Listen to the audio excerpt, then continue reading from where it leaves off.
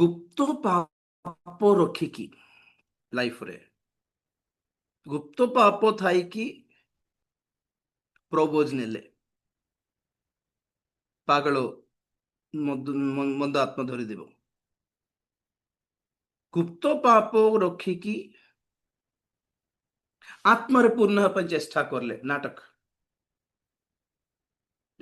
ପରଭାଷା ହେଇକି ଆଗେ ନିଜକୁ ଶୁଚି କର, ପବିତ୍ର କର, ଅନୁତାପ କର, ଗୋଡ ଧର, କାନ୍ଦ, ପରଭାଷା ପଛରେ ଦେଖିବା। ସତରେ ପବିତ୍ର ଆତ୍ମା ଆସିଲେ ଅନୁତାପ କରାଇ ଦେବେ ସେ ଗୁପ୍ତ ପାପ କରିବା ଲୋକଙ୍କୁ ବି। ଯେ ସତରେ ଗୋଟେ ସହଭାଗିତାରେ ଥାଇକି ଆତ୍ମାରେ ପୂର୍ଣ୍ଣ ହଉଛନ୍ତି ସବୁ, ତମ ପାଖରେ ଯଦି ପବିତ୍ର ଆତ୍ମା ଆସୁଛନ୍ତି ସେଇ ଦିନ ଆଣ୍ଠେଇକି କାନ୍ଦି କାନ୍ଦି ମରିଯିବ, ଜାଣିଛ ନା। ଅନୁତାପର କଥା କହୁଛି।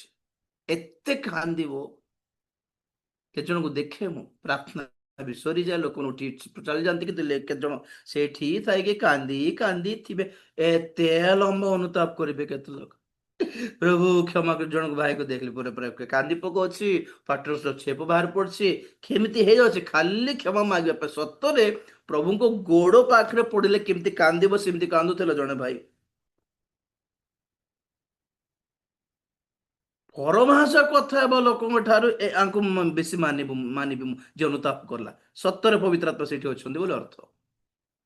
ପରଭାଷା ଭାବବାଣୀର ଦାନ ପାଇବା ପବିତ୍ର ଆତ୍ମାରେ ପୂର୍ଣ୍ଣ ବ୍ୟକ୍ତିଙ୍କ ଅପେକ୍ଷା ଆପଣ ପାପ ପାଇଁ ଯେ କ୍ରନ୍ଦନ କରି କାନ୍ଦୁଛି ତାଙ୍କୁ ଦେଖିକି ମୁଁ ବହୁତ ଖୁସି ହୁଏ।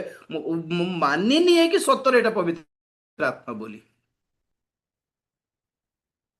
ମନ୍ଦ ଆତ୍ମା ପରଭାଷ କହି ଜାଣେ, ମନ୍ଦ ଆତ୍ମା ଭାବବାଣୀ କହି ଜାଣେ, ଦର୍ଶନ ଦେଇ ଜାଣେ, ଅନୁତାପ କରେଇ ଜାଣିବ ନାହିଁ, କ୍ଷମା ମାଗି ଜାଣିବନି ଆଗେ ମନ୍ଦ ଆତ୍ମା।